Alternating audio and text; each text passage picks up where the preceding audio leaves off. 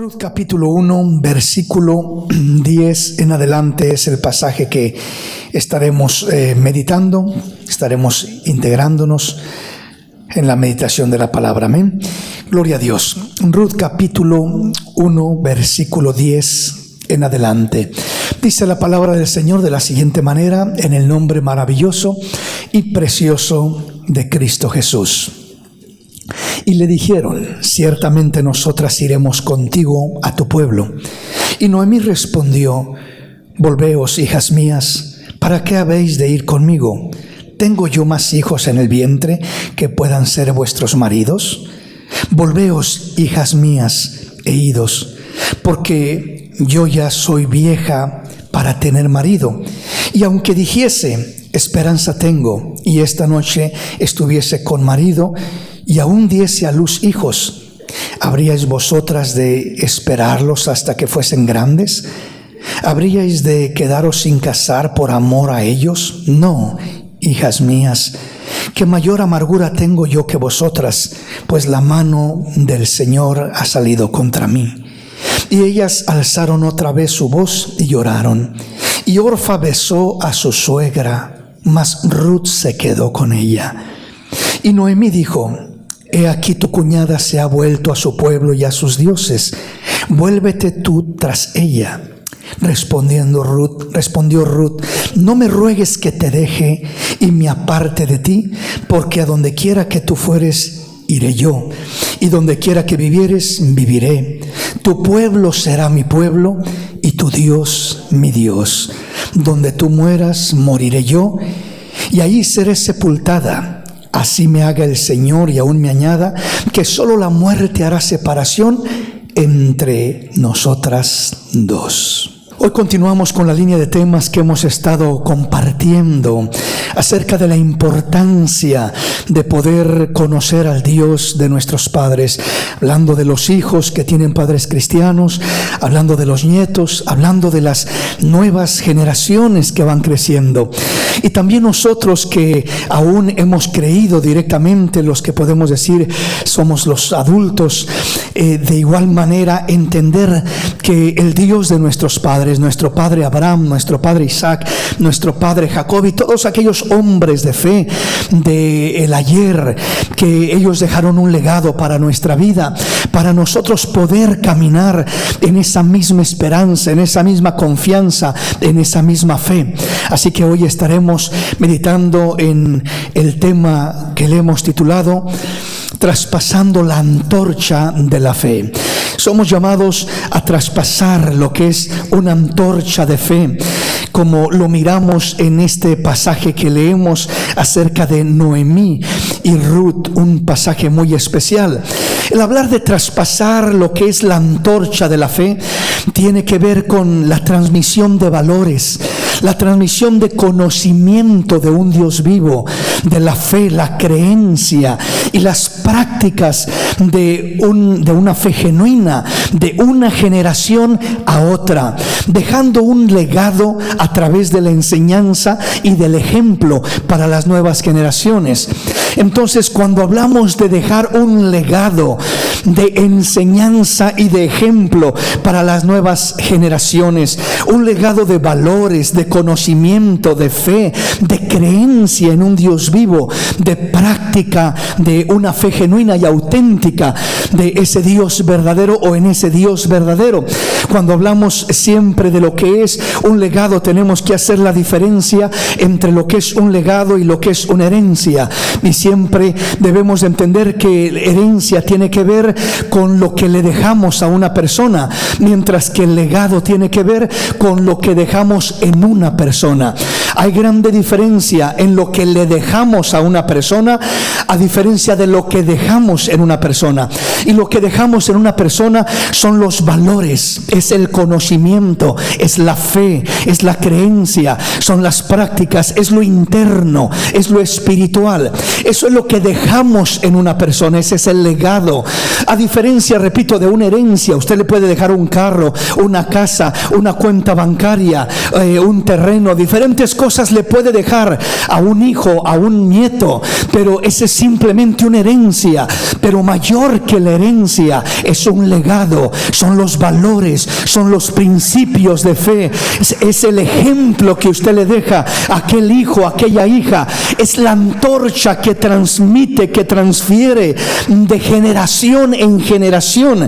Esa es la riqueza más grande, la bendición más grande que podemos dejar a nuestras generaciones. No es una herencia, sino un legado, lo interno, lo espiritual, los valores, los principios, la fe que puedan recibir de parte de nosotros. Amén, mis hermanos. Entonces, hoy meditamos en lo que sucedió con Ruth y Noemí. Miramos que Noemí salió de Israel y se fue para Moab con el fin de buscar un mejor porvenir, porque había hambre en Israel en ese tiempo. Sin embargo, la palabra del Señor dice que estando en Moab aparentemente prosperaron físicamente, económicamente, aparentemente creo que les iba mejor, pero espiritualmente les fue muy mal, familiarmente les fue muy mal. Sus hijos de Noemí eventualmente se casaron con estas dos jóvenes, con Ruth y con Orfa.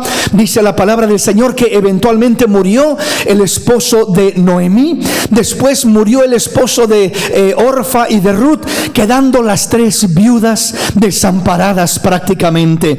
Estando en esta condición, Noemí entendió que no le quedaba otra, que no tenía otra cosa que hacer más de que regresar a su tierra, a su pueblo, posiblemente entendiendo que nunca debería de haber salido de su tierra donde se adoraba a Dios, al Dios vivo y verdadero, salir a una tierra llena de paganismo, llena de culturas paganas y de costumbres y de toda clase de cosas que eran en contra de la voluntad de Dios y de lo que ella sabía que era lo correcto.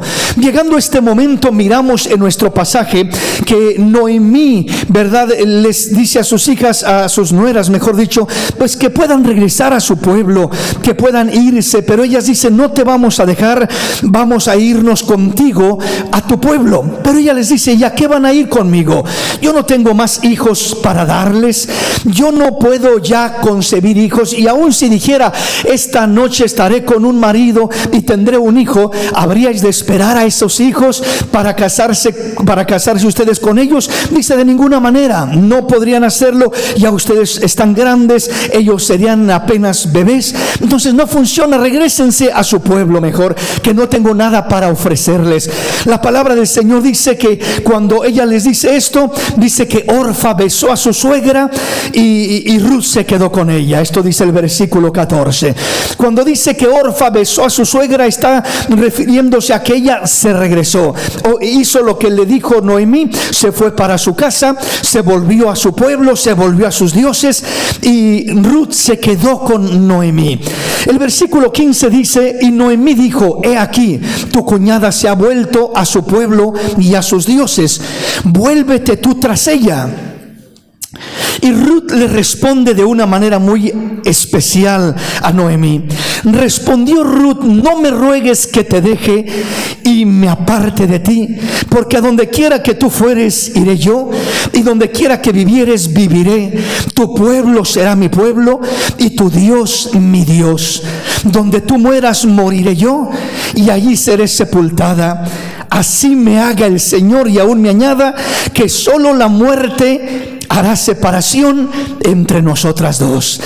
Qué fe tan profunda la de Ruth, qué decisión y qué determinación tan especial la que toma Ruth en circunstancias tan fuertes por las que estaban pasando y por las que estaban atravesando. Miramos que Orfa decide regresar con su familia, regresar a su pueblo, a sus costumbres, a sus tradiciones y a sus dioses, como dice la escritura acá. Pero Ruth no, Ruth se queda con Noemí.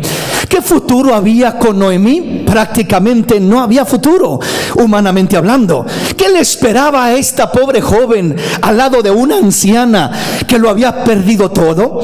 Había salido de Israel huyendo por el hambre, abandonado sus cosas, abandonado su casa. ¿Qué le esperaba al regresar? Una casita derrumbándose, cayéndose, abandonada, sola, después de haber estado por muchos años alejada de lo que era Israel. Ahora Ruth, ¿qué futuro podría tener con esta anciana? Ningún futuro humanamente, físicamente. Y Noemí entendía esto. Por eso le dice tanto a Orfa como a Ruth: regrésense a su casa, regrésense con sus padres, váyanse a su pueblo, que yo me regreso a mi pueblo Israel. Yo no tengo nada más que ofrecerles. ¿Qué futuro pueden tener a mi lado? No hay futuro a mi lado, así que mejor regresen. Pero repito, cuando miramos lo que sucede en estas dos jóvenes, miramos que Orfa se regresa y se vuelve, como dice la palabra, pero Ruth se queda con Noemí. Y la pregunta es, ¿qué pudo hacer?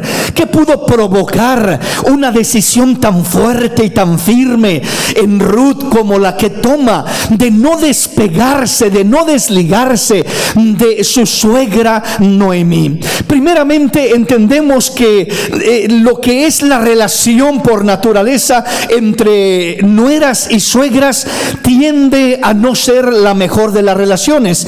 En su mayoría, y esto no es nada nuevo, sino ha sido como algo generacional, que tiende a haber roces en muchos o en la mayoría de los casos entre nueras y suegras. Y quizás en este caso podríamos pensar, bueno, si fuera en este caso la hermana de Ruth o fuera lo que es posiblemente la mamá de Ruth, pues habría razón por querer seguirla y estar con ella. Pero era la suegra. Cuando se acaba la relación entre lo que es aquel matrimonio, en este caso porque murió el esposo, generalmente también se distancia lo que es la nuera de la suegra, y cada una toma su propio camino en semejante caso. Pero en este caso no sucedió de esta manera. Ruth se apega a Noemí, y yo creo con todo mi corazón que la razón por la que se apega a Noemí no era solamente porque amaba a Noemí. Yo creo que tanto Orfa como Ruth amaban a Noemí, pero una decide regresar a su pueblo y a sus padres, a la casa de sus padres, y la otra decide seguir a su suegra Noemí, sin importar la desventaja, la limitación. ¿Y qué era lo que movía el corazón en este caso de Ruth? Yo creo en lo personal que Noemí les había hablado a estas jóvenes, a estas nueras, del Dios de Israel, del Dios maravilloso que hace proezas, que hace milagros, de un Dios verdadero, no como los ídolos de Moab, un Dios fiel y verdadero que en verdad tiene poder para hacer lo imposible, para abrir el mar y para hacer maravillas de cualquier tipo, de cualquier forma. Y yo creo en lo personal que Ruth había comenzado a conocer a ese Dios de Israel. ¿Por qué digo esto? Porque lo miramos reflejado en sus expresiones que siguen diciendo. No solamente dice: te seguiré y estaré contigo porque te amo, te quiero mucho, sino que dice: yo voy a estar donde tú estés, yo no me voy a apartar de ti, donde quiera que tú fueres iré yo, y donde vivieres viviré, tu pueblo será mi pueblo. Estoy dispuesto a cambiar toda mi cultura que aprendí desde niña, todo lo que aprendí desde mi infancia, todas mis costumbres, todo lo que conocí, mis dioses y mi forma de creer. Estoy dispuesto de hacerlo a un lado. Tu pueblo será mi pueblo y tu Dios será mi Dios. Aleluya. Esta esta mujer está tomando una decisión personal, y una clase de decisiones de esta manera no se toma si no hay fe en el corazón, si no hay convicción en el corazón de dejarlo todo, O sea, ellas nacieron en Moab, ella creció en Moab, su familia estaba en Moab, su área, su terreno donde ella conocía y se movía con libertad era Moab. Ahí tenía amistades, ahí tenía vecinos, ahí tenía conocidos, ahí tenía posiblemente amigas desde la niñez, porque ahí creció, y todo lo iba a dejar a un lado para decir: donde vayas iré yo, donde vivas viviré yo, tu pueblo será mi pueblo y tu Dios será mi Dios. Se requiere de fe, se requiere de convicción para poder tomar una decisión, una determinación de esta manera, y no simplemente un aprecio a la suegra, un amor a la suegra. Yo creo que Noemí, hablándole de ese Dios verdadero a Ruth, ya le había encendido la antorcha de amor por ese Dios verdadero. Ya ardía en el corazón de Ruth algo especial, que dijo: yo regresarme a mi Dios, regresarme a mis dioses, regresarme a mi pueblo. ¿Qué voy a hacer ahí? ¿Qué voy a encontrar ahí? Si ya he probado de ese Dios maravilloso, ese Dios verdadero, creador del cielo y de la tierra. De ninguna manera que me regresaré a mi familia. Estoy dispuesta a dejar atrás a mi familia, a dejar atrás a mis padres, a dejar atrás a mis amigos, a dejar atrás a mi pueblo, a mi cultura, todo lo que he conocido desde mi infancia. Pero vas a entrar a un pueblo desconocido, un pueblo que quizás te va a despreciar porque eres moabita. Y si a alguien despreciaban los israelitas, eran a los moabitas, por idólatras, por pecadores, por sus creencias, sus costumbres, sus prácticas. Pero Ruth no le importa, dice: no importa, yo me voy contigo, y tu pueblo será mi pueblo, y tu Dios será mi Dios, y donde tú mueras moriré yo, y ahí seré sepultada, y así me haga el Señor, y aún me añada que solo la muerte hará separación entre nosotras dos. Qué maravillosa confianza en el Dios Altísimo tenía esta joven. ¿Cómo pudo llegar a tener esta convicción esta joven Ruth? La única manera era a través de la palabra, a través de la transmisión que le hizo su suegra Noemí. Le habló la palabra, le predicó, le testificó, y no solamente eso, sino que por encima de eso le dio un ejemplo maravilloso, le dio un legado, transfirió su legado. Noemí ya no estaban sus hijos, ya no estaba su esposo, pero ella lo transfirió hacia su nuera, hacia las dos, pero solamente una fue la que lo recibió, una fue la que lo agarró. Como sabemos, por la decisión que termina tomando la una y la decisión que termina tomando la otra. Una eventualmente dice: pues me regreso entonces a mi pueblo, a mi Dios, a mis dioses, a mi cultura, a la casa de mis padres, me regreso a lo mío, aquí ya no hay nada más que hacer. Pero Ruth dijo: no, yo no puedo dejar esto maravilloso que he conocido, repito, porque ya se había encendido la antorcha de fe, la llama, el fuego de Dios en el corazón de Ruth. Por eso ella llegó a tomar esta decisión, esta determinación de una manera muy especial. Amén, mis hermanos. Entonces, veamos los diferentes conceptos.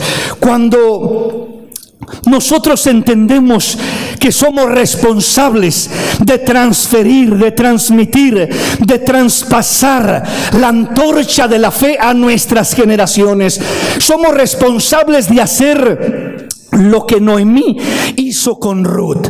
Noemí no forzó a Ruth a venirse con ella, no la obligó a seguir a su Dios, a creer en su Dios. Al contrario, trató de desanimarla y de decirle: ¿sabes qué? Mejor espera, mejor quédate en la casa de tu padre. No, pero yo quiero ir contigo, Noemí. Pero mira, ¿has pensado cómo te van a mirar en Israel? ¿Has pensado los desprecios que vas a sufrir? ¿Has pensado cómo te van a apuntar como idólatra por el simple hecho de ser de Moab? ¿Has pensado en los retos que vas a enfrentar?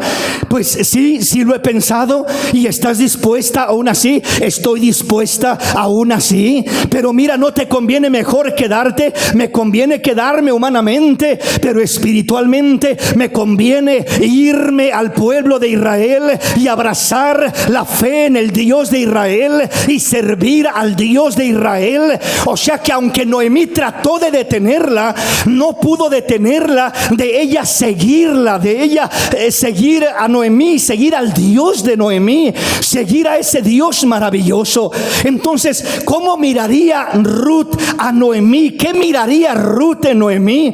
¿Cómo reflejaría Noemí de alguna manera esa fe auténtica? ¿Cómo reflejaría esa confianza en Dios y aún la gracia de Dios sobre su vida, para que Ruth de alguna manera se apegara y dijera: no me importa el desafío, no me importa el reto, pero vamos a ser dos viudas llegando a vivir de la limosna en Israel? Eso es lo que llegaron a hacer, a vivir de limosna.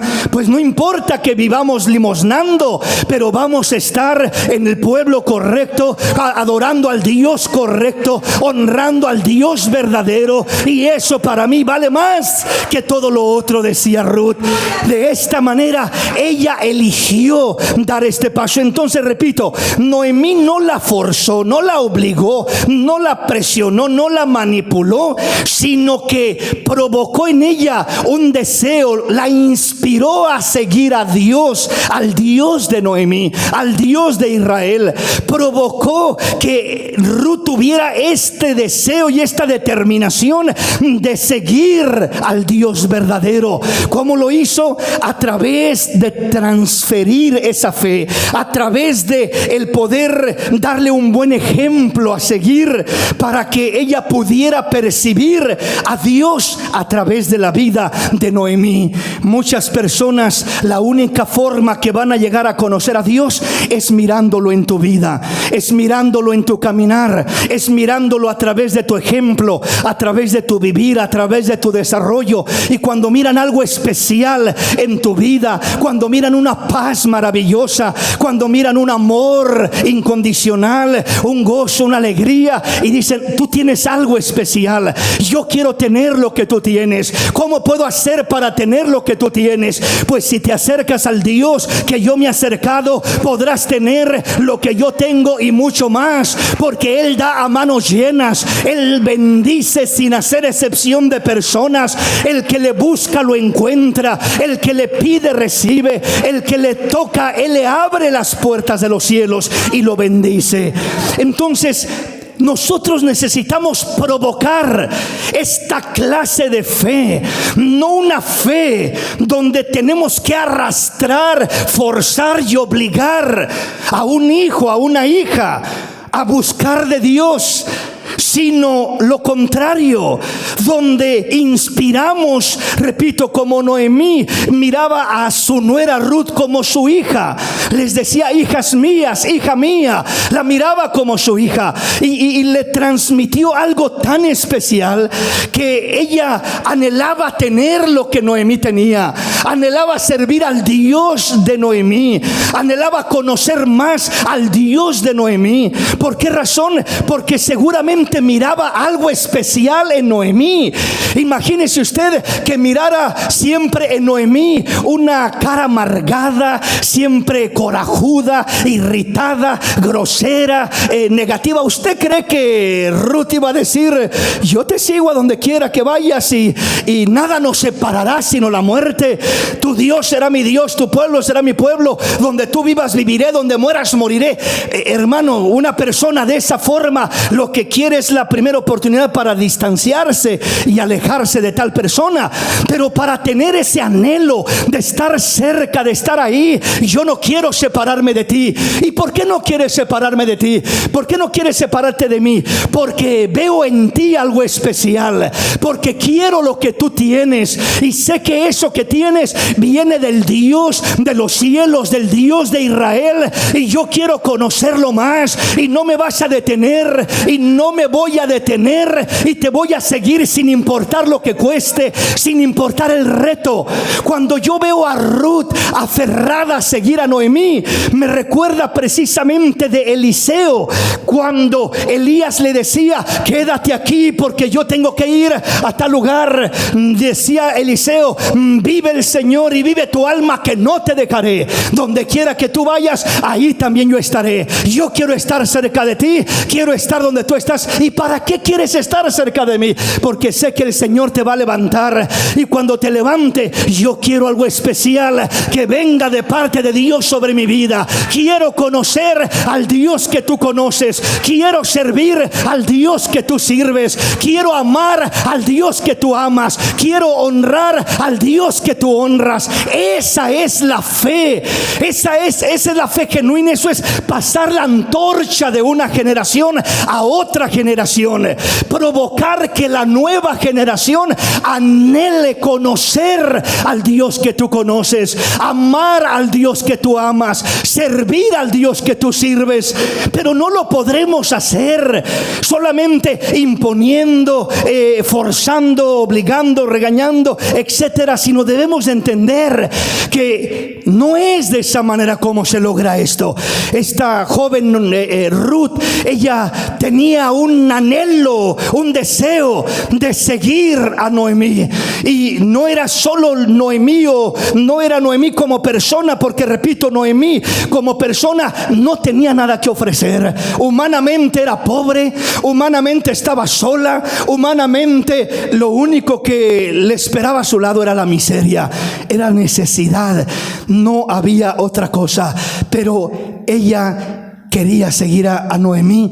Ruth quería seguir a Noemí porque percibía, entendía que había algo especial en ella. Ahora, ¿cómo es que podemos traspasar esa fe maravillosa de una generación a otra? Veamos lo que nos dice la palabra. Segunda de Reyes, capítulo 17, versículo 23 y 24. Tomando luego Elías al niño, lo trajo del aposento a la casa y lo dio a su madre, y le dijo: Elías, mira, tu hijo vive. Entonces la mujer dijo a Elías: ahora conozco que tú eres varón de Dios, y que la palabra del Señor es verdad en tu boca. Dice que tomando luego Elías al niño, lo trajo del aposento a la casa y lo dio a su madre, y le dijo Elías: mira, tu hijo vive.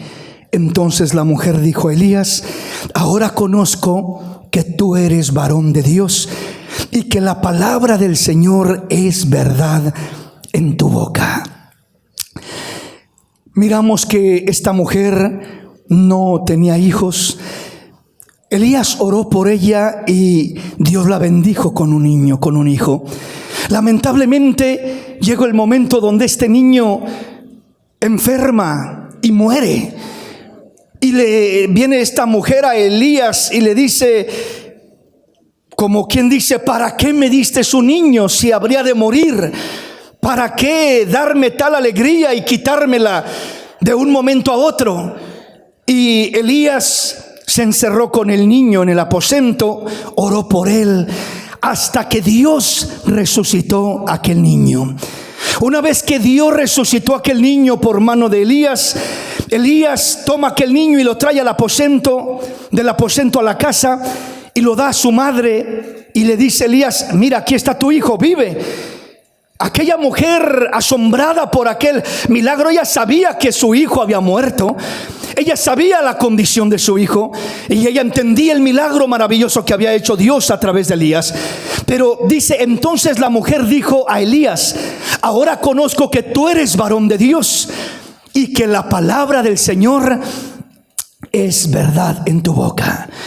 Esto me llama mucho la atención. No solamente el milagro fue un milagro extraordinario, pero no necesariamente necesitamos nosotros hacer milagros como Elías a esta magnitud para que Dios se glorifique de una manera especial. Lo que me llama más la atención es la última frase: y que la palabra del Señor es verdad en tu boca. Esto es algo muy poderoso, muy especial, porque esto tiene que ver con la veracidad de Dios en nuestra vida, no el conocimiento que tenemos de Dios. No dice la palabra, no dijo la viuda, esta mujer, ahora conozco que la palabra de Dios es verdad. No, la palabra de Dios siempre ha sido verdad. La palabra de Dios todos sabemos que es verdad. La palabra de Dios no hay duda, no hay cuestionamiento en si es verdad o no.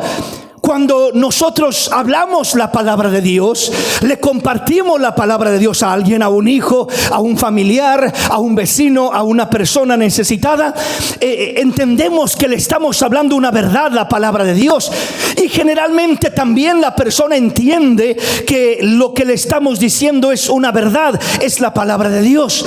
Pero hay una gran diferencia de entender que la palabra de Dios sea una verdad, a diferencia de que sea una verdad en nuestra boca, en nuestra vida.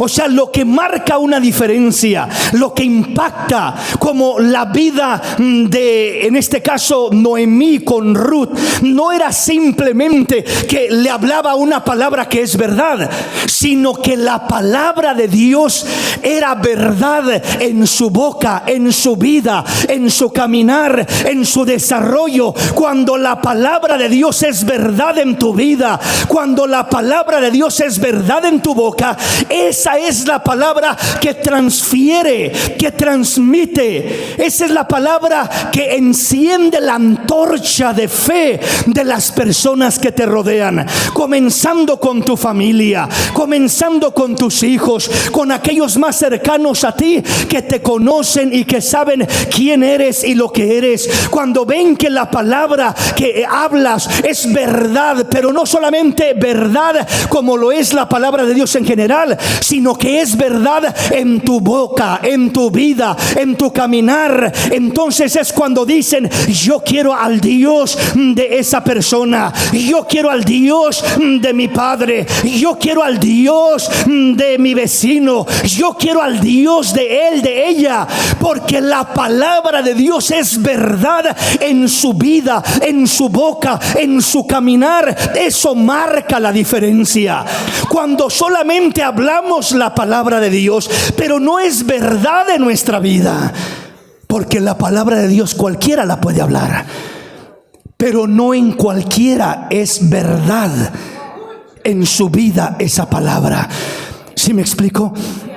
Nosotros, la mayoría, podemos hablar, recitar, expresar, compartir la palabra de Dios, una escritura, un texto, un pasaje, con gente alrededor nuestro, con familia, con vecinos, con amigos, con diferentes personas. Podemos nosotros compartir esa palabra, y gloria a Dios, es la palabra de Dios. ¿Es malo compartir? No, es una bendición. Pero si en verdad queremos impactar aquella vida, aquellos corazones, tenemos que buscar no solamente entender que la palabra de Dios es verdad. Oh, es que yo te estoy diciendo la palabra y es verdad. Mira, la Biblia dice aquí, dice acá, y esto es la verdad. Gloria a Dios por todo ello.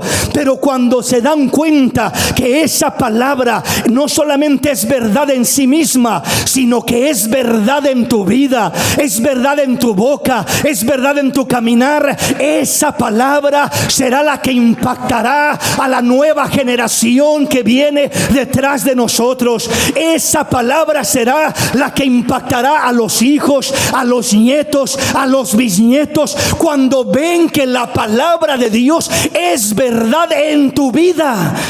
Porque repito, si les hablas, si les dices, si les repites anoche y mañana la palabra de Dios, pero ven que tú vives todo lo contrario de lo que dice esa palabra, o de lo que les dices a través de esa palabra. La palabra dice esto y te ven haciendo todo lo contrario, y te ven comportándote haciendo todo lo contrario a lo que está diciendo esa palabra. Entonces, ¿qué es lo que comienzan a decir? Comienzan a pensar y a formarse una imagen de: eso es solo hipocresía, eso es solo religión, eso no sirve de nada. ¿Para qué voy a querer tener lo que mi padre tiene, si solamente él dice esto y dice el otro, pero su vida es todo lo contrario. No vive nada de lo que está diciendo, de lo que está hablando. Nos dice que la palabra dice aquí, que la palabra dice acá, y que Dios quiere esto, y que Dios le agrada aquí, que Dios le agrada allá. Pero ¿qué de su vida? Su vida no refleja esa verdad. Su vida no refleja que eso sea una realidad en su vida. Y entonces, en vez de que la nueva generación venga a ser atraída, venga a interesarse en conocer al Dios de sus padres, al Dios que tú le sirves, entonces tienden a rechazar a ese Dios, porque la palabra no es una verdad en tu vida. Pero si nos proponemos, Señor, yo no solamente quiero saber que tu palabra es verdad, yo quiero saber que tu palabra sea verdad en mi vida, Señor. Quiero proponerme, mi Dios, que esta verdad sea una verdad en mi vida también. Eso va a provocar que impactes a las generaciones venideras. Eso va a provocar que transfieras lo que es la antorcha de la fe, que traspases la antorcha de la fe a tu nueva generación. En veces pensamos que simplemente consiste en mandarlos a la escuela dominical, que solamente consiste en decirles tienes que orar y tienes que leer la Biblia. Todo eso es bueno, pero no es suficiente. Necesitan mirar el ejemplo de los padres, sirviendo a Dios, amando a Dios, buscando a Dios, para que de esa manera ellos sean atraídos y ellos digan: yo quiero al Dios de mis padres, yo quiero servirle, yo quiero que tu Dios sea mi Dios, papá, yo quiero que tu pueblo sea mi pueblo, yo quiero estar con esa fe genuina porque veo que la palabra de Dios es verdad en tu vida. Entonces, una vez más, no nos conformemos con declarar o creer que la palabra de Dios es verdad. Esa es una realidad, la palabra de Dios es verdad. Pero si queremos realmente hacer un impacto, no es suficiente con que la palabra sea verdad. Si la palabra de Dios no es verdad en mi vida, en vez de atraer, voy a alejar. En vez de cautivar, en vez de inspirar, voy a causar un rechazo en las nuevas generaciones. No quieren saber nada, no quieren tener lo que yo tengo, no quieren conocer al Dios que yo conozco, no quieren servir al Dios que yo les sirvo. ¿Por qué? Porque la palabra de Dios no es verdad en mi vida, no es verdad en mi caminar, no es verdad en mi corazón. Dios quiere que nos propongamos que la palabra sea una verdad en nuestra vida, para que de esta manera impactemos a las nuevas generaciones y podamos mirar la gloria de Dios en hijos, en nietos, en bisnietos, en todas las generaciones venideras. Que haya esa bendición maravillosa. Vamos a la palabra, venga conmigo. Segunda de Crónicas, capítulo 28. Veamos qué dice el versículo 9. Este es el consejo que le da David cuando está a punto de morir, a punto de partir de esta tierra, a su hijo Salomón. Y David viene buscando encender esa antorcha, viene buscando traspasar esa fe que él tuvo en un Dios todopoderoso. Un jovencito que derribó y mató a aquel gigante Goliat, un jovencito que era conforme al corazón de Dios, un jovencito que amó a Dios con todo su corazón y que hizo hazañas para la gloria de Dios. Ahora está a punto de despedirse de esta tierra y ahora viene a hablarle a su hijo Salomón. Y veamos qué le dice David a Salomón como recomendación en sus últimas palabras. Y tú, Salomón, hijo mío, reconoce al Dios de tu padre y sírvele con corazón perfecto y con ánimo voluntario, porque el Señor escudriña los corazones de todos y entiende todo intento de los pensamientos. Si tú le buscares, lo hallarás, mas si lo dejares, Él te desechará para siempre. Qué tremendo, ¿verdad? El consejo de David a Salomón es: y tú, Salomón, hijo mío, reconoce al Dios de tu padre. Reconoce al Dios de tu padre y sírvele con corazón perfecto y con ánimo voluntario, no a la fuerza, no por exigencia, no por obligación, con ánimo voluntario. Porque el Señor escudriña los corazones de todos y entiende todo intento de los pensamientos.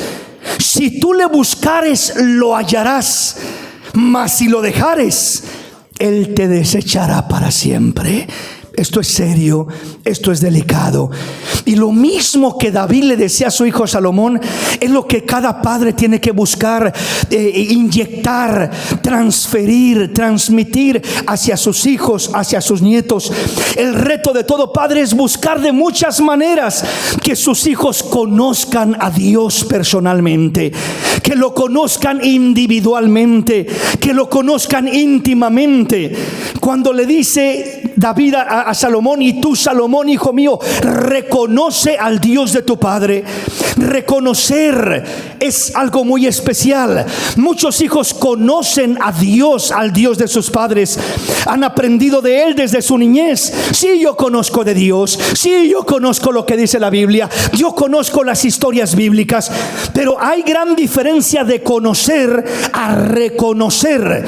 Cuando nos habla de reconocerlo, nos está hablando de elegir voluntariamente y personalmente seguirlo, servirle, amarlo, tomar una decisión personal. Reconócelo, no solamente conócelo e ignóralo, sino reconocerlo significa no avergonzarte de Él, amarlo, darle tu vida, darle tu corazón. Reconoce al Dios de tu Padre y sírvele con corazón perfecto y con ánimo voluntario. Ese es el anhelo de David para con su hijo Salomón, y ese debe de ser el anhelo de cada padre, de cada madre. Transmitir, el poder traspasar esa antorcha de fe, así para que pueda seguir ese legado, no una simple herencia de un reinado. David le podía dejar el reinado, esa es la herencia, el reinado a Salomón.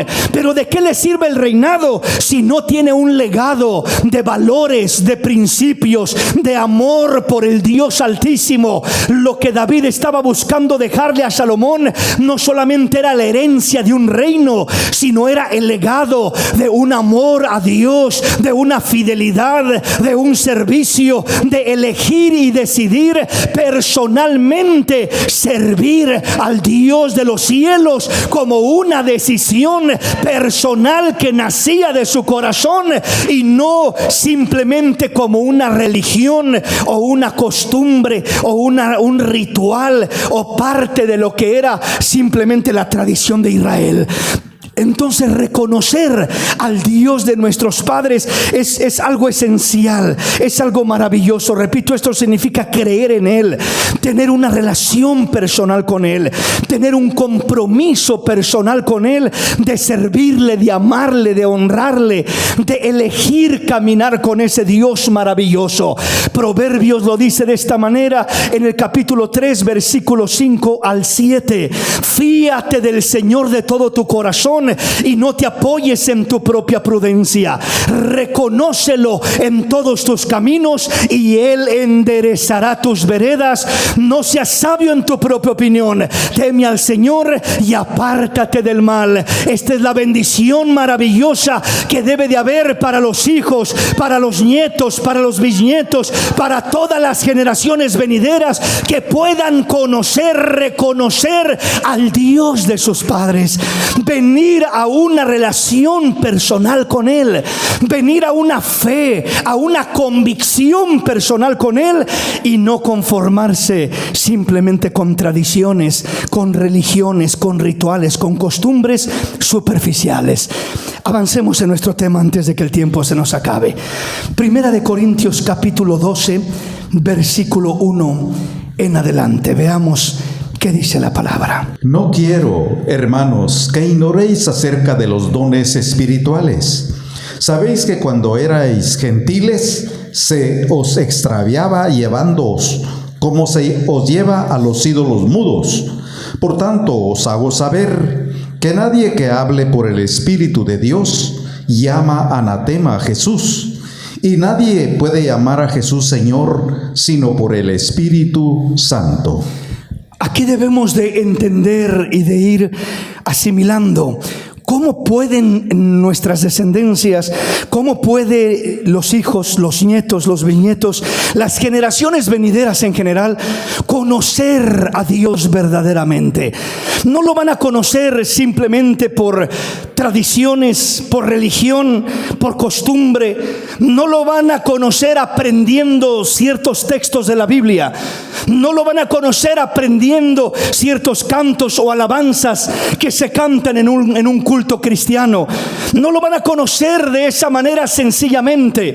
No lo van a conocer típicamente en su mayoría, repito, aprendiendo alguna historia bíblica en la escuela dominical, sino que se necesita algo más para conocer verdaderamente a ese Dios maravilloso. Y el apóstol Pablo habla en este pasaje de Corintios, 1 Corintios 12, y dice: no quiero, hermanos, que ignoréis acerca de los dones espirituales. Sabéis que cuando eras gentiles se os extraviaba llevándoos como se os lleva a los ídolos muertos. Cuando eran gentiles, cuando no conocían de Dios, se les llevaba extraviados. Iban con tradiciones, seguían solo la cultura, seguían al Dios de sus padres sin conocer al Dios de sus padres. Y los padres tampoco conocían a ese Dios, y los otros tampoco lo conocían. O sea, de generación en generación, ¿en qué se creía? En mitos, en ritos, en religiones, en conceptos vacíos y huecos, porque nunca se conoció a un Dios verdadero. Solamente se adoraban ídolos, solamente se conocían religiones vanas, huecas, que no llenaban, que no cambiaban, que no transformaban la vida de nadie. Eso es lo que heredamos en su mayoría de nuestros padres, los que crecimos recibiendo lo que era la herencia, de alguna manera, de lo que nuestros padres tenían. Nuestros padres, repito, como dice acá, que se les extraviaba llevándolos como se los lleva a los ídolos mudos. Así iban nuestros padres. Así crecí yo en mi niñez, así crecí yo en mi adolescencia, en mi juventud, hasta que Dios tuvo misericordia de mi vida y le plació revelarse en mi corazón, en mi vida, como un Dios verdadero, como un Dios auténtico, como un Dios genuino, hasta que no vine a conocerlo personalmente. Mi vida cambió, todo aquello se rompió, todo aquello quedó atrás. Y entonces es cuando uno puede decir, como dijo Ruth a Noemí: ahora, Señor, te seguiré, donde tú estés estaré yo, donde vivas viviré, donde camines caminaré, tu pueblo será mi pueblo y tu Dios será mi Dios. Servir al Dios verdadero es una decisión maravillosa que solo podemos hacerlo auténticamente cuando conocemos a ese Dios que servimos, cuando reconocemos a ese Dios que servimos. Entonces dice el versículo 3: por tanto, os hago saber que nadie que hable por el Espíritu de Dios llama anatema a Jesús. Y nadie puede llamar a Jesús Señor sino por el Espíritu Santo. ¿Qué está diciendo el Señor en este pasaje? Primero dice que nadie que hable por el Espíritu de Dios puede llamar anatema a Jesús. O sea, nadie puede maldecir a Jesús cuando tiene el Espíritu de Dios, cuando habla por el Espíritu de Dios. Todo el que tiene el Espíritu de Dios, lo único que hace es hablar las maravillas de Jesús, darle gloria, darle honra, darle alabanza, porque es lo que el Espíritu de Dios lo mueve a hacer: a honrar, a bendecir, a exaltar, a engrandecer el nombre del Señor Jesús. No puede llamar anatema a Jesús por el Espíritu, porque el Espíritu de Dios provoca, repito, que se le exalte, que se le engrandezca, que se le adore, que se le bendiga. Pero luego la siguiente parte dice: y nadie puede llamar a Jesús Señor sino por el Espíritu Santo. Nadie puede llamar a Jesús Señor sino por el Espíritu Santo. Humanamente cualquiera puede llamar a Jesús Señor. La religión le llama a Jesús Señor, nuestro Señor Jesucristo. Y le llaman Señor de muchas formas y de muchas maneras, la religión, sin conocerlo. Pero ¿por qué dice entonces la palabra que nadie puede llamar a Jesús Señor sino por el Espíritu Santo? Si cualquiera puede llamar a Jesús Señor, hablando literalmente, hablando verbalmente, cualquiera puede decir: Jesús es el Señor, Jesús es mi Señor. Muchos le llaman a Jesús Señor y no es su Señor, y no lo conocen como Señor, y no lo sirven como Señor, y no lo conocen realmente, pero le llaman Señor, el Señor Jesús, y le llaman con muchos más títulos. Pero cuando aquí dice nadie puede llamar a Jesús Señor sino por el Espíritu, no está refiriéndose a la expresión física, verbal, de pronunciar las palabras: Jesús es el Señor, Jesús es Señor, Jesús es Rey de Reyes y Señor de Señores. Cualquiera lee eso en Apocalipsis y lo repite tal como está. Y usted le puede preguntar: ¿tú crees que Jesús es Rey de Reyes y Señor de Señores? Sí, yo creo eso. Jesús es Señor de Señores, es Rey de Reyes. Pero este pasaje va más allá de eso.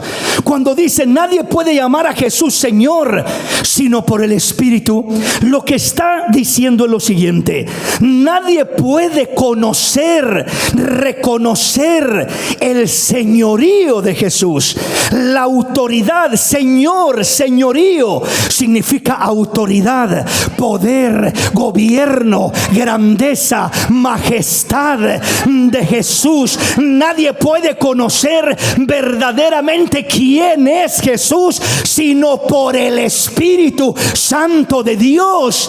Alguien puede leer que Jesús es el Señor, alguien puede repetir que Jesús es el Señor, pero no porque repita o porque lea significa que ya conoce el poder, la autoridad, la grandeza, la majestad, el gobierno de Cristo Jesús nuestro Señor. Ese gobierno, ese poderío, esa autoridad no se conoce solamente porque usted lea y un texto que dice Jesús es el Señor y lo repita de esa manera. El poderío y la autoridad de Jesús solo se conoce cuando usted tiene esa experiencia, esa relación espiritual con Dios, y lo va conociendo en espíritu, porque Dios es espíritu, y los que le adoran en espíritu y en verdad es necesario que le adoren. Dios es espíritu. Para conocerlo tenemos que trascender, tenemos que ir más allá de la letra, de leer un texto que diga Jesús es el Señor. Para yo conocer el poder, la autoridad, la majestad de ese Jesús, solamente a como lo busco en espíritu, a como cultivo una relación con Él, a como abro mi corazón y entrego mi vida a Él, y Él va revelándose a mi vida, y Él va trabajando en mi vida, y Él va mostrando su poder, mostrando su grandeza. Y ahora siento el amor de Dios, el poder de Dios, la paz de Dios, la grandeza de Dios. Y ahora digo, conozco a Jesús como Señor, porque ahora he experimentado su señorío, su autoridad, su majestad, su poder, su grandeza. Nadie puede conocer la grandeza, el poder, la autoridad de Jesús sino por el Espíritu Santo de Dios. Por eso cuando el Señor Jesús hablaba con la samaritana le habla de religión y le dice: nuestros padres adoran en los montes y ustedes dicen que en Jerusalén es donde se tiene que adorar, pero cuando venga el Mesías, Él nos declarará todas las cosas. Y le dice el Señor Jesús: mujer, ustedes adoran lo que no conocen, nosotros adoramos lo que conocemos, porque la salvación viene de los judíos. Ustedes no saben lo que adoran, ustedes adoran a Dios sin conocerlo, pero nosotros lo adoramos porque lo conocemos. Los judíos lo conocían más de cerca, pero aún así le dice el Señor: pero créeme que la hora viene, y ahora es cuando los verdaderos adoradores ya no adorarán solamente en el monte o en el templo, sino en espíritu y en verdad, porque tales adoradores busca el Padre que le adoren. Dios es espíritu, y ahí es donde comenzamos a conocer su autoridad, su poder, su majestad, su gobierno, su grandeza, a como vamos conociéndolo en espíritu. ¿Cómo es Dios? ¿Cómo es Jesús? Dijo el apóstol Pablo: les digo en verdad que si a alguien conocieron según la carne, ya no conocemos a nadie según la carne. Y aun si a Cristo conocimos según la carne, ya no lo conocemos así. El Cristo según la carne que caminó en esta tierra, en un cuerpo físico, en un cuerpo humano, dice Pablo, ya no lo conocemos así, porque ese Cristo ahora está en gloria, en poder, en majestad. Ahora ese Cristo está glorificado, rodeado de majestad, de gloria, de autoridad, de grandeza. Ya no es el carpintero que caminó por Nazaret, ya no es aquel que clavaron en una cruz y que simplemente lo miraron sangrar y agonizar en aquella cruz. Ahora ese Cristo majestuoso y poderoso es el que se le manifestó a Pablo en camino a Damasco, y le habla, lo hace que caiga a tierra con una luz resplandeciente, y le dice: dura cosa te es dar coces contra el aguijón. Y le dice Pablo: ¿quién eres tú? Y yo soy Jesús a quien tú persigues. Aleluya. Se le reveló ya no como el nazareno que caminó en esta tierra, sino como el todopoderoso, en majestad, en gloria, en poder, que reina, que gobierna, que está por encima de todo. Así lo pudo contemplar el apóstol Pablo. El apóstol Juan, después de resucitado, lo contempló en majestad, glorificado, y dice que sus ojos son como llama de fuego, una mirada profunda que quema, que no lo puede ver usted porque no soporta. Dice que lo miró y dice que su rostro resplandecía como el sol en su esplendor. Dice que de su boca salía una espada aguda de 2 filos. No significa literalmente que salía una espada. La palabra de Dios salía, y cuando salía la palabra, esa palabra penetraba, se clavaba, atravesaba vidas, corazones. Ahora ya Juan conocía a un Cristo glorificado, a un Cristo poderoso, a un Cristo lleno y rodeado de majestad. Ese es el Cristo que debemos de conocer. Ese es el Cristo que debemos de presentar a las nuevas generaciones, para que tengan hambre de conocer a un Dios vivo, no una tradición, no una religión, no una costumbre, sino a un Dios verdadero que trasciende lo humano, trasciende lo mental. Es decir, cuando digo lo mental, me refiero a simplemente lo que mi imaginación puede producir. La imaginación de uno es creativa, completamente creativa. Y la imaginación de uno, pues mire usted, los pintores pintan a Jesús de una manera, pintan a Jesús de otra manera, lo pintan con ojos azules, con ojos cafés, con ojos negros, con cabello largo, con cabello corto, de tantas maneras. Y es solo la imaginación del hombre. No necesitamos nosotros conocer a Jesús por la imaginación que podamos tener. A Jesús no se le conoce por tradición, por religión, no se le le conoce por costumbre, por rituales, no se le conoce ni siquiera, repito, por una imaginación de lo que uno se imagina, sino que uno tiene que conocerlo en espíritu y en verdad. Eso no es algo que es producto de mi imaginación, eso es producto de Dios. Producto de Dios, es decir, ¿cómo es Jesús? Jesús es todo amor. ¿Cómo lo puedo describir? No puedo describirlo en materia, no puedo describirlo en carne, no puedo describirlo con ojos azules o negros o de una manera física. En ese sentido, Él trasciende todo eso, va mucho más de todo eso, porque cuando miramos a Jesús, su esencia, su realidad, es como si yo le dijera, ¿cómo es el amor? Descríbame cómo es el amor. El amor es rojo, el amor es un corazón. El amor es verde, amarillo. ¿De qué color es el amor? ¿A qué sabe el amor? ¿Sabe a qué? Si lo prueba, ¿lo podrá describir con alguna comida que ha probado? ¿Verdad? No. ¿Cómo se siente el amor? ¿Lo podrá tocar? ¿Es redondo? ¿Es cuadrado? ¿Es delgadito? ¿Es gordito? ¿Cómo es el amor? No lo podemos palpar de esa manera. Los 5 sentidos no pueden describir el amor. El ojo, la vista, ¿cómo va a describir el amor si no lo puede ver? No lo puede ver. Hablando de la figura, físicamente hablando, ¿cómo lo puede describir el oído si no puede oír el amor? Hablando de que el amor tenga una voz en particular, no tiene una voz en particular. ¿Cómo lo puede describir el tacto, la mano? No lo puede describir porque no tiene una forma, una figura, ni siquiera un cuerpo, el amor, para poder tocarlo y decir es alto, es bajo. El amor no puede uno describir el amor ni siquiera por oler, por los 5 sentidos del cuerpo, no lo puede describir. Entonces el amor trasciende más allá, tiene que sentirlo, experimentarlo, vivirlo, tiene que ser una experiencia verdadera. Alguien que nunca ha amado, supongamos simplemente a alguien que nunca se ha enamorado, un jovencito, una jovencita, y le pregunta a un adulto, oiga, ¿y qué se siente enamorarse? Ay, se sienten mariposas en el estómago.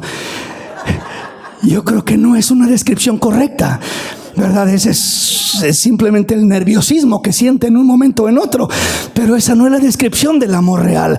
No puede describir y tratará de describir, es muy bonito, se siente como que andas en las nubes, y pues puede imaginarse la persona que cómo se sentirá andar en las nubes, ¿verdad? Andar enamorado, no puedes pensar en nada más, y puede decirle muchas cosas ilustrándole, pero en verdad no le va a poder describir la experiencia del amor. ¿Hasta cuándo? Hasta que la persona tenga la experiencia del amor por sí misma y experimente el amor. Cuando tenga la experiencia del amor, entonces dirá, ahora sé lo que es experimentar el amor, sentir algo lindo, algo hermoso. Pues con Dios es lo mismo. No podemos conocerlo a través del tacto, a través de la vista, a través del oído, queriendo oír y conocer voces o figuras o olores. No, Él trasciende los 5 sentidos del cuerpo. Él lo tenemos que conocer por el Espíritu. El Espíritu lo trasciende todo y llegamos a una relación verdadera y genuina con el Dios de los cielos, donde verdaderamente podemos conocerlo, podemos llamarle Señor, no como una frase expresada, sin ser una realidad de nuestra vida, sino como dijo la viuda a Elías, ahora conozco que eres un varón de Dios y que la palabra de Dios es verdad en tu boca. Que la palabra de Dios es verdad en tu boca, que Cristo Jesús es una realidad en tu vida, que lo conoces verdaderamente. No lo conoces, repito, por religiones, por tradiciones, por costumbres. No le llamas Señor solamente porque esa es la costumbre y eso es lo que se nos ha enseñado y lo que la Biblia dice. Pero dice que nadie puede llamar a Jesús Señor sino por el Espíritu.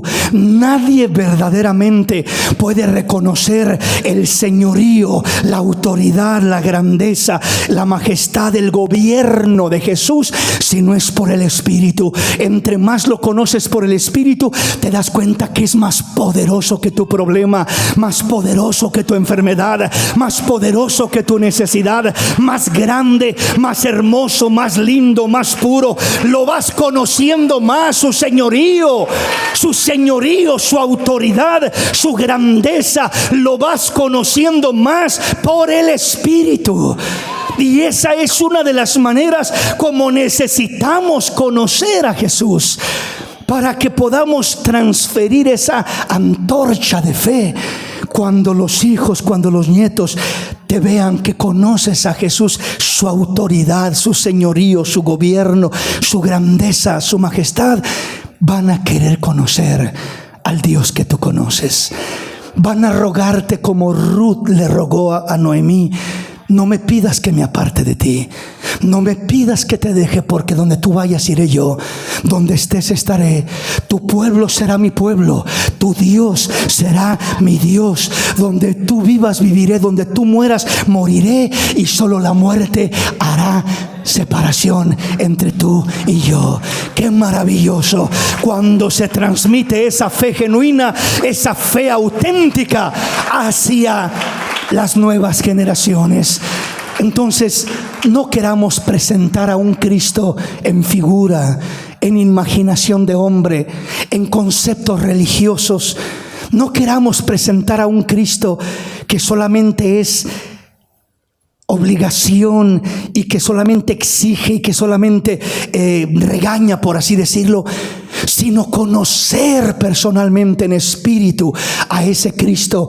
Cambia la vida de uno, lo lleva a conocerlo verdaderamente.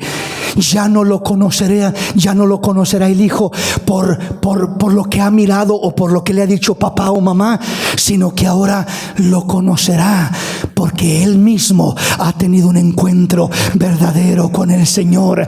Él mismo ha tenido una experiencia maravillosa y ahora él mismo puede saber quién es el Señor verdaderamente y le puede llamar ahora: Jesús es mi Señor, como una verdad en su boca, no como una tradición, no como parte de una religión, sino como una verdad en su boca.